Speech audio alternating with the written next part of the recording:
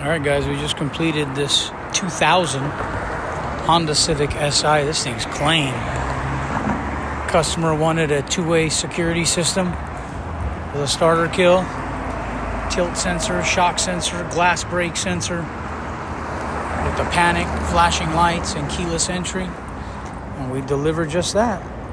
We installed the new Viper 3308V two-way security system. This will work up to a quarter mile away on the remote. Then you get a one-way remote right there as a spare. So you can hit the unlock on it. You can do the lock. There you have it. This will control your door locks. This will have a starter kill, tilt sensor. If they try to jack the car up and steal the wheels, shock sensor if they hit the body of the vehicle, glass brake if they break any glass, door trigger if they pop a door open. You name it. We covered it from all angles.